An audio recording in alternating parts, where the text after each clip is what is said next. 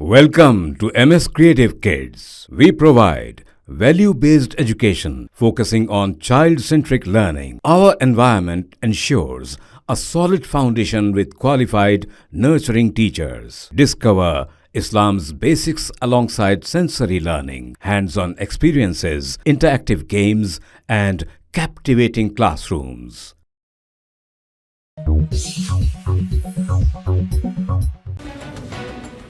Telangana real estate appellate tribunal chairman और अराकीन ने वजीर आला रेवंत रेड्डी से मुलाकात की। जस्टिस राजशेखर रेड्डी सरबराह Telangana real estate appellate tribunal की सदारत में अराकीन प्रदीप कुमार रेड्डी, रिटायर्ड IAS चित्रा रामचंद्र पर मुश्तमिल एक वफ्द ने डॉक्टर BR अम्बेडकर सेक्रेटरीट में चीफ मिनिस्टर तेलंगाना रेवंत रेड्डी से मुलाकात की है और मुख्तलिफ उमूर पर तबादला ख्याल किया है।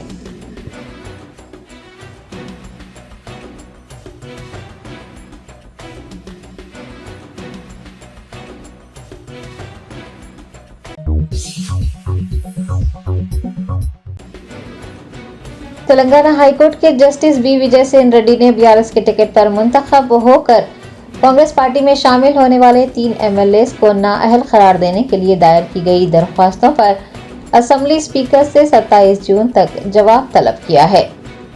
भारत राष्ट्रीय समिति के टिकट पर असेंबली इंतखाबात लड़ने के बाद 3 अराकीन असेंबली कांग्रेस में शामिल हो गए। BRS ने उन अराकीन असेंबली को नाअहल करार देने की दरख्वास्त की है और अदालत में एक अर्जी दायर की है। जस्टिस B विजय सेन रेड्डी ने इस सिलसिले में असेंबली स्पीकर को एक नोटिस जारी किया है और 27 जून तक उनसे जवाब तलब किया गया है। कबल जज ने लॉ सेक्रेटरी, मुखन्ना secretary, election commission of India और मुनहरिफ अफराद को नोटिस जारी किए जाने के बावजूद किसी की जानिब से जवाब दाखिल न करने पर भी रद्दमल का इजहार किया। सीनियर एडवोकेट गंधरा मोहन राव और जे रामचंद्र राव ने BRS की तरफ से अदालत में पेश होते हुए अदालत पर जोर दिया है कि वो जल्द इंसाफ को यकीनी बनाएं। वुकला ने महाराष्ट्र में शिवसेना और NCP MLAs के मामले में सुप्रीम कोर्ट की हिदायत के मुताबिक इस अदालत में भी एक टाइम फ्रेम तय करने पर जोर दिया है, जिस पर advocate general A Sudarshan Reddy ने एतराज करते हुए कहा है कि स्पीकर के खिलाफ कोई टाइम फ्रेम नहीं दिया जा सकता। आपको याद दिला दें कि MLA T वेंकट राव, कड़ियम श्रीहरि और दानम नागेंद्र ने BRS से इन्हराफ करते हुए कांग्रेस में शमूलियत इख्तियार की थी, जिसके बाद BRS ने अदालत का दरवाजा खटखटाया था।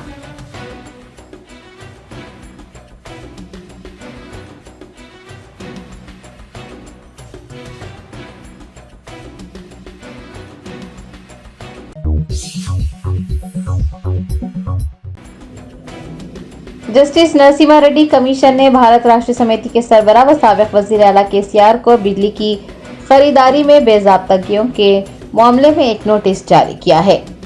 तेलंगाना के साबिक चीफ मिनिस्टर KCR को बिजली की खरीदारी में बेज़ाब्तगियों के सिलसिले में नोटिस दिए गए हैं। जस्टिस नरसिम्हा रेड्डी की ज़ेर क़यादत कमीशन ने साबिक चीफ मिनिस्टर KCR से PAA में उनके मुलविस होने के बारे में 15 जून तक तफसीली जवाब मांगा है। कमीशन की जानिब से नोटिस मौसूल होने पर KCR ने जवाब दाखिल करने की तारीख में तौसी की दरख्वास्त की है और वजाहत पेश करने के लिए 30 जुलाई तक का वक्त मांगा है। वाज़ेह है कि मज़कूरा कमीशन BRS हुकूमत के PPAs में मुबैना बेज़ाब्तगियों की तहकीकात कर रहा है। कमीशन ने मुतनब्बा किया है कि अगर साबिक वज़ीर आला का जवाब गैर तसल्ली बख्श हुआ तो ज़ाती तौर पर पेशी का अमल शुरू कर दिया जाएगा।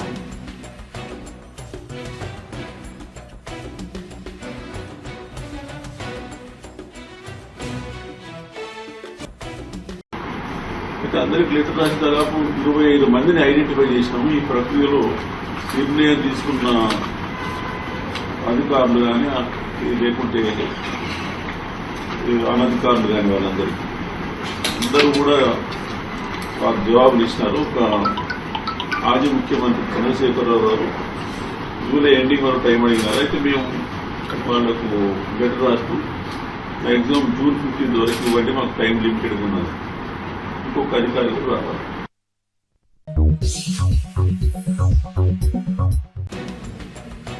कुलहीन मजलिस इत्तेहादुल मुस्लिमीन के सदर बैरिस्टर असदुद्दीन ओवैसी की हल्के हैदराबाद से शानदार कामयाबी पर अवाम मसरूर बिला लिहाज मजहब व मिल्लत तमाम तबकात के लोगों का बेस्ट ओवैसी से मुलाकात करते हुए उन्हें मुबारकबाद देने का सिलसिला जारी।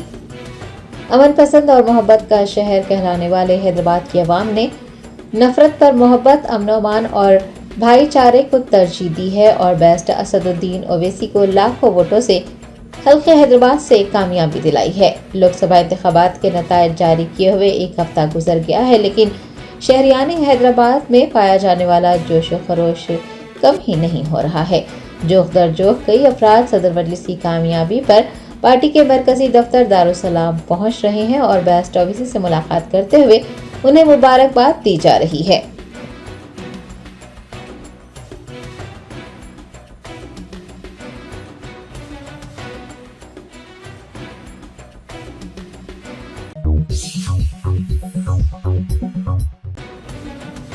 असिस्टेंट एग्जीक्यूटिव इंजीनियर के उम्मीदवारों ने तकर्रुरात न किए जाने पर टीपीसीसी दफ्तर गांधी भवन के करीब एहतजाज दर्ज करवाया।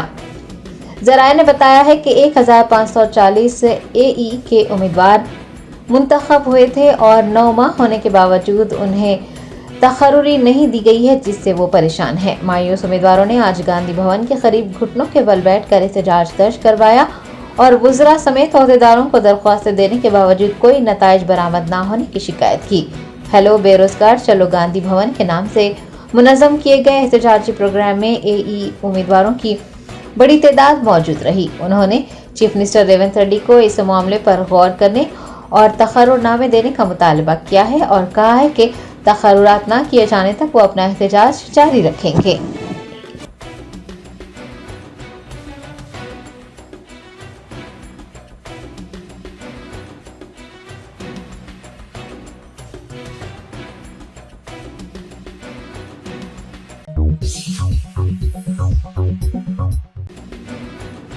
तेलंगाना स्टेट वक्फ बोर्ड के साबिक चेयरमैन मोहम्मद मसीउल्लाह खान ने बीआरएस रहनुमा ज़कीउल्लाह खान के इंतकाल पर गहरे दुख का इजहार करते हुए अहले खाना को ताज़ियत पेश की है।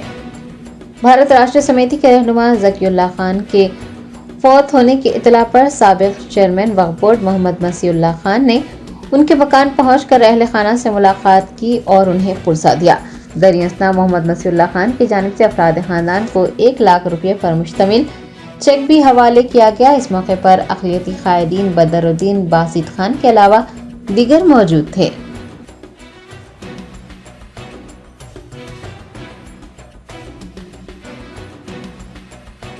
की बात है, हमारे पार्टी के बहुत पुराने कायद जो फाउंडर मेंबरों में से थे ज़की साहब, जिसका इंतकाल हो चुका था, तो उस बारे में हमें इत्तला मिलने के बाद मैं, हमारे पार्टी के लीडर हमारे बदरुद्दीन साहब, बासित भाई, हम पूरे मिलकर जो सो आकर यहाँ से हमारे से जो हुआ, हमारी हैसियत जितनी भी थी, हम उनको मदद करे हैं। और इंशाल्लाह ताला अल्लाह से उम्मीद रखेंगे कि हम KTR साहब से भी बात करके ये चीज़ को, जो हमारी पार्टी से इंश्योरेंस दिया जाता है 2 लाख रुपए का, इंशाल्लाह जल्द से जल्द उनको 2 लाख रुपए की भी इमीडिएट कराएंगे और उनकी मिसेस को भी इंशाल्लाह ताला जो भी हो सके हम, क्योंकि अब इस बार हमारे पास गवर्नमेंट नहीं रहने की वजह से, वरना गवर्नमेंट होती तो बराबर प्रीवियस में भी आप देख सकते थे हर किसी को गवर्नमेंट जॉब दिए KCR साहब। और इंशाल्लाह ताला इस बार हम पूरी कोशिश करके जो भी हुआ, हमारे से माइनॉरिटी के जितने भी भाई हैं हमारे, कर साहब से, KTR साहब से वर्किंग प्रेसिडेंट है, और हमारे बात करके इंशाल्लाह जल्द से जल्द उनकी फैमिली के लिए जुस्तजू करके अच्छे से अच्छा करेंगे इंशाल्लाह ताला। जर्मनटन super speciality hospital, doctor Mir Jawad Jar Khan, senior experienced orthopaedic surgeon, bone fracture, joint replacement, hip replacement और स्पाइन सर्जरी कामयाबी से अंजाम दे रहे हैं। इसके अलावा neuro surgery, cardiology, gynaecology, dental, general medicine, dialysis और फिजियोथेरेपी जैसे शोबाजात में इंतहाई कामयाबी के साथ वाजिबी फीस में इलाज किया जा रहा है। शेयरिंग और प्राइवेट रूम्स, अस्पताल में 24 घंटे MRI, CT scan, 2D digital x-ray, ultrasound, operation theatre, ICU और लैब की सहूलत दस्तयाब है। आपकी उम्मीदों के ऐन मुताबिक Germanten super speciality hospital, pillar number 150, Attapur, Hyderabad.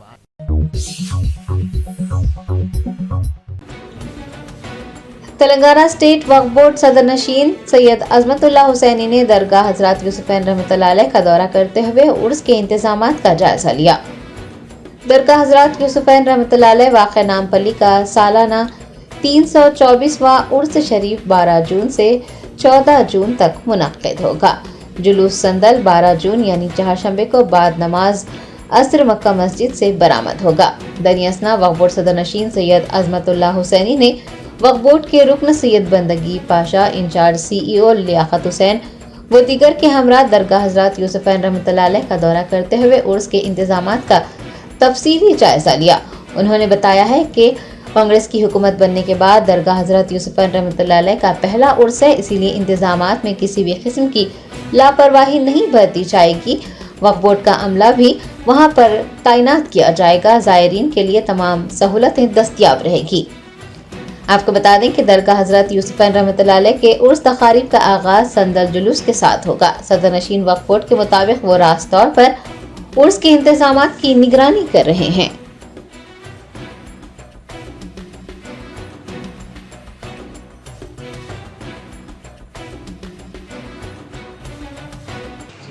Chief executive officer Liaqat Hussain साहब और दीगर तमाम एम्प्लॉयज़ के साथ, अमले के साथ, हमारे वक्फ बोर्ड के इंस्पेक्टर्स और यहाँ के निगरानकार सबके साथ हम लोग यहाँ पर दरगाह शरीफ का और उसके अहाते का हम लोग जायज़ा लिए, इंतज़ामात का जायज़ा लिए। अल्हम्दुलिल्लाह इंतज़ामात अच्छे हैं, क्योंकि ये हुकूमत आने के बाद ये पहला उर्स है और हुकूमत भी क्योंकि ख़ास तौर पर हमारे वज़ीर आला रेवंत रेड्डी साहब का ऑफिस इसको मॉनिटर कर रहा है कि ये उर्स बड़े एहतराम के साथ और इसका तखद्दुस पामाल ना हो, उसको मद्देनज़र रखते हुए इसको हम बिल्कुल एहतराम के साथ इसको हम ये उर्स को मनाएं, क्योंकि इसके बहुत सारे अक़ीदतमंद लोग यहाँ पर आते हैं, ज़ायरीन आते हैं, तो उनको तकलीफ़ ना हो, खाने का इंतज़ाम, उनको सफाई का इंतज़ाम, हर तरीके का इंतज़ाम हमको खुसूसन ख़ास तौर पर हुकूमत की तरफ से भी हमको कहा गया है।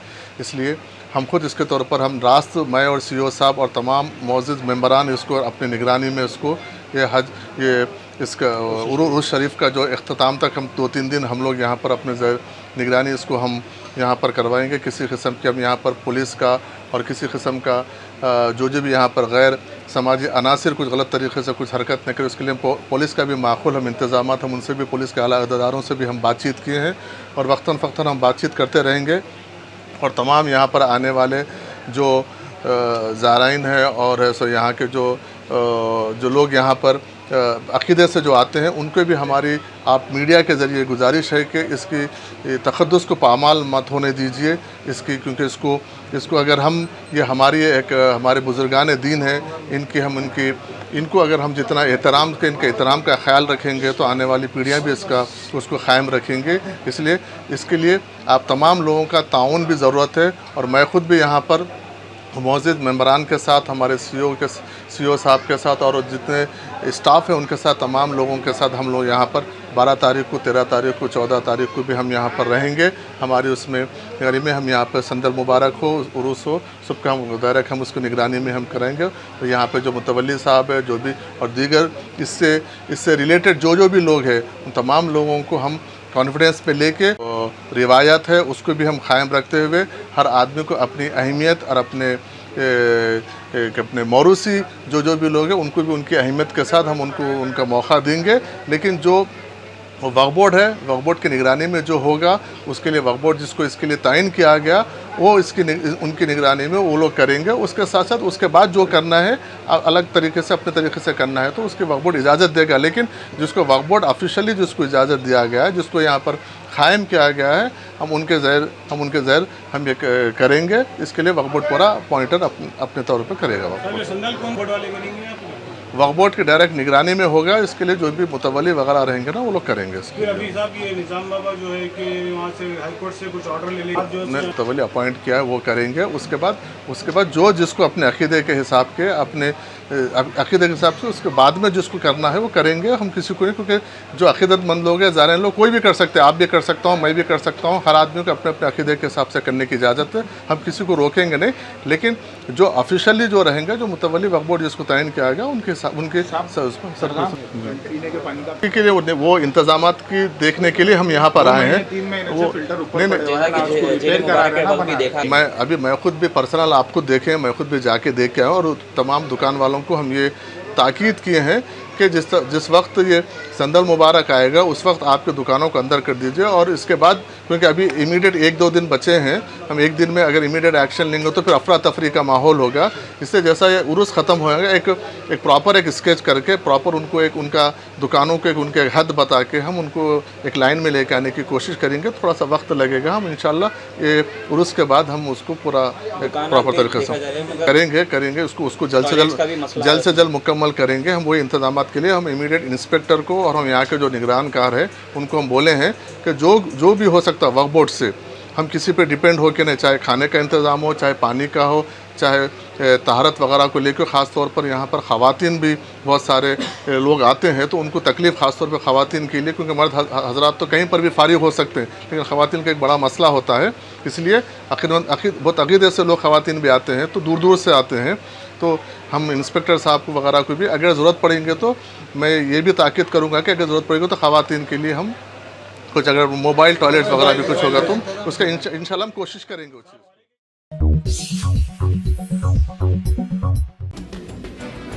दरगाह हज़रत अब्दुल नबी शाह रहमतुल्लाह अलैह वाक़े हनमकुंडा के मुतवल्ली और उनके भाई ने रक़मी मुतालबा पूरा न करने पर एक होटल के मालिक पर हमला कर दिया। तफसीलात के मुताबिक उमर अली शाह मुतवल्ली दरगाह हज़रत अब्दुल नबी शाह रहमतुल्लाह अलैह वाक़े हनमकुंडा ने अपने भाई फारूक अली शाह के हमरा रयान होटल के मालिक वाजिद पर हमला किया और उनके खिलाफ नाज़ेबा अल्फाज भी इस्तेमाल किए। रयान से अहाता दरगाह में होटल चलाने पर लाखों रुपये का मुतालबा किया जा रहा था और मुतालबा पूरे न होने पर उनके साथ मारपीट की गई। वाज़ेह है कि मज़कूरा मुतवल्ली को मुअत्तल कर दिया गया है और तौलियत कमेटी से उनकी बर्खास्तगी के लिए वक्फ बोर्ड की हतमी कार्रवाई का इंतज़ार किया जा रहा है।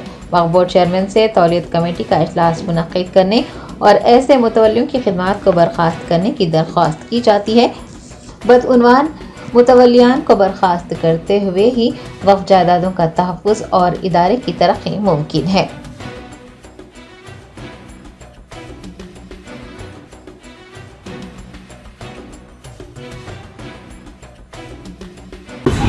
अस्सलाम वालेकुम वरहमतुल्लाहि वबरकातुहू। मेरा नाम अब्दुल वाजिद बिन खालिद है। रैयान होटल अब्दुल नबी शाह साहब रहमतुल्लाहि अलैह हनमकुंडा, उनके आस्थाने में मेरी होटल है कल्याणी बिरयानी की। और यहाँ पे गुज़िश्ता 8 तारीख को यहाँ पे कहलाने वाले मुतवल्ली जो सस्पेंडेड है वो कोर्ट की तरफ से वो लोग मेरे पास आए और कई बार आए मेरे पास कि पैसों का मुताला कर रहे हैं, कि कई 10 लाख 15 लाख का मुताला कर रहे हैं कि पैसे दो हमको, अगर से आपको यहाँ रहना है, कारोबार करना है तो हमको पैसे देना ज़रूरी है। गुज़िश्ता ये होटल जो है 10-12 साल से चल रही, मरहूम जो चलाए उनका इंतकाल होने के बाद 5-6 महीने पहले मैं ये होटल को लीज पे लिया और वो लोग उनसे भी गुज़िश्ता बहुत से हरासमेंट करे, एक्सटॉर्शन करे। अभी मेरे पास भी आके बहुत से पैसों का मुताला कर रहे हैं। परसों 8 तारीख के दिन जो हादसा हुआ उसका भी रिकॉर्ड किया गया और मेरे ऊपर हाथापाई हुई, क्योंकि ये जो लोग हैं हर 2 महीने 3 महीने में गड़बड़ करना, फसाद मचाना मोहल्ले में हर जगह। इनके ताल्लुक़ से ये मेरी गुजारिश है हमारे वक्फ बोर्ड चेयरमैन साहब, स्टेट चेयरमैन साहब को और सिटी कमिश्नर साहब को कि अगर मेरे को कुछ हुआ, यहाँ पे कुछ भी हुआ तो ये लोग ही जिम्मेदार रहेंगे।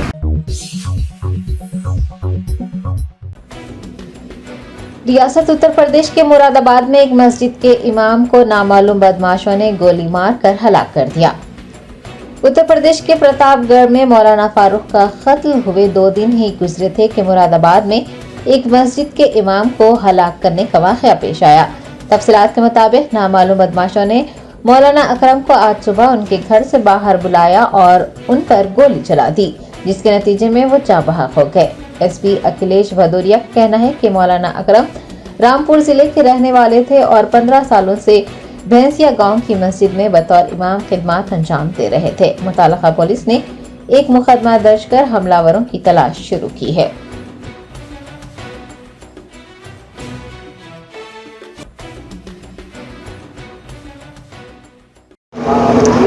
ये आज सुबह पुलिस को सूचना मिली कि यहाँ भैंसिया गांव में एक मौलाना अकरम नाम के एक व्यक्ति, तो घर के ही बगल में एक खंडहरनुमा एक जो मकान बना है वहाँ पर वो उनको किसी ने गोली मारी है। पुलिस ने मौके पाकर देखा, उनकी वहाँ मृत्यु हो चुकी थी।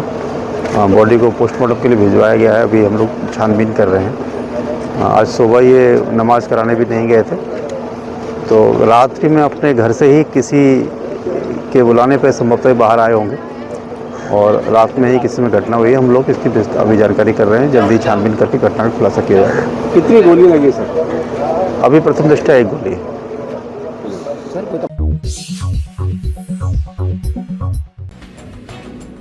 लोकसभा इंतखाबात में बीजेपी मुखालिफ वोट देने पर योगी हुकूमत ने मुसलमानों के मकानात और मसाजिद पर बुलडोजर चलाने का हुक्म दे दिया। लोकसभा इंतखाबात खत्म हो गए हैं, नताइज भी जारी किए जा चुके हैं और नताइज हुक्मरान जमात बीजेपी के लिए हैरान कुन रहे हैं। रियासत उत्तर प्रदेश में बीजेपी को काफी हलकों में शिकस्त का सामना रहा है। मुसलमानों के बीजेपी मुखालिफ वोट डाले जाने का इंकशाफ होते ही उत्तर प्रदेश के वजीर आला योगी आदित्यनाथ ने मुसलमानों पर जुल्म ढाने के अहकामात जारी किए। लखनऊ के अकबरपुर में मुसलमानों के घरों और मसाजिद को मुनद्दम करवाया जा रहा है।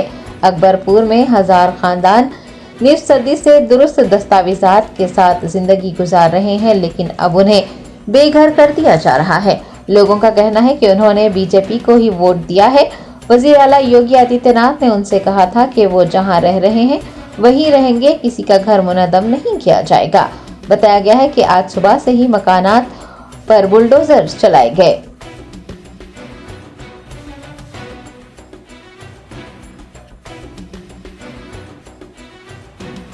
हम तो यहाँ पैदा हुए हैं, मेरी अम्मी बूढ़ी हो गई है यहाँ, और हम तो यही, मेरे बच्चे हो गए, करीब 14 साल का मेरा लड़का है। बताइए, हम यहाँ पैदा हुए हैं। अब बताइए, इतने पुराने सब घर हो गए, मेरी अम्मी बूढ़ी हो गई है, जितने मेरे परिवार के चले गए, मेरे पापा खत्म हो गए। अब बताइए, घर ऐसी सरकार आई, मोदी जी योगी जी जब इलेक्शन से पहले ये कहेंगे जो जहाँ रह रहा उसको वहीं रहने देंगे, गरीबों को नहीं हटाया जाएगा। अब हम लोग सोचो, जब मोदी जी इतना कह रहे हैं तो ला मोदी जी को भाई वोट दे, किसी को ना वोट दे। तो यही तो सोचेंगे भाई, हम लोग का जो जहाँ है तो वहीं रहेंगे। अब अपना आशियाना बनाने के लिए उनको गए वोट दिया, हमारे वोट से वो कुर्सी पे बैठे, हम ये लोग को निकाल फेंके दिए दे रहे। ये कैसी सरकार है भाई?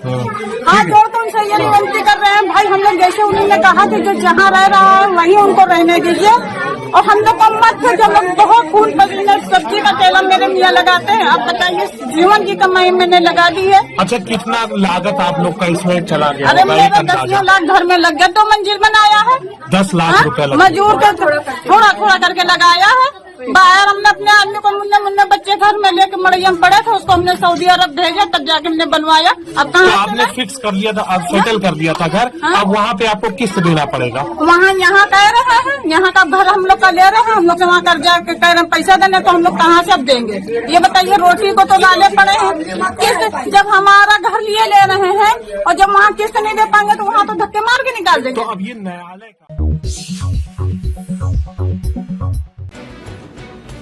हिंदुस्तान की अलग अलग रियासतों से आजमीन की सऊदी अरब को रवानगी का सिलसिला जारी। 16 परवाजों के जरिए 5030 आजमीन सऊदी अरब पहुंचे।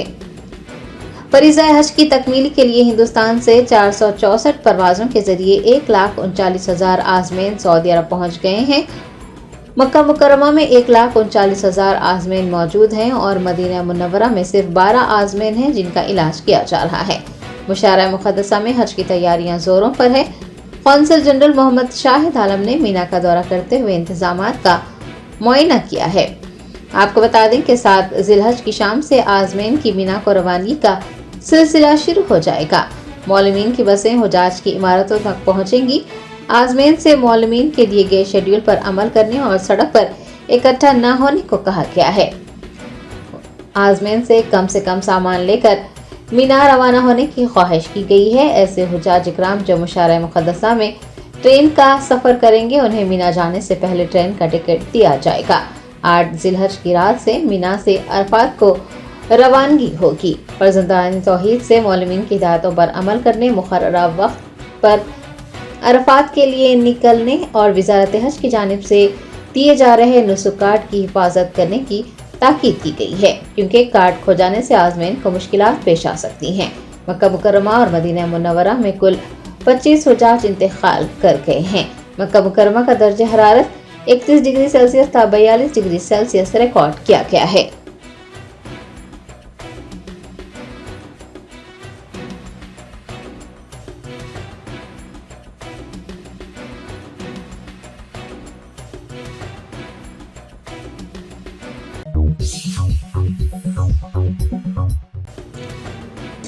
दुनिया भर से सऊदी अरब पहुंचे लाखों आज़मीन हज की सलामती के ज़वाबित और हंगामी हालात से निमटने के लिए सिक्योरिटी फोर्सेस ने एहतियाती तदाबीर की मशक़ें की। सऊदी अरब की वज़ारत दाखिला और सुप्रीम हज कमेटी के चेयरमैन शहजादा अब्दुल अजीज बिन सऊद नायब की ज़ेर निगरानी अरफात में सिक्योरिटी फोर्सेस ने सालाना परेड की। इस दौरान दिफाई अमले ने आज़मीन हज की सलामती के ज़वाबित और हंगामी हालात से निमटने के लिए एहतियाती तदाबीर की मशक़ें की हैं। सालाना परेड मुनक़िद करने का मकसद हुज्जाज की सलामती व तहफ़्फ़ुज़ है ताकि वो आराम व सुकून से फ़रीज़ाए हज अदा कर सकें और सलामती से अपने वतन वापस लौटें। वज़ीर दाखिला और शुरा ने मशक़ों और परेड का मुशाहिदा किया।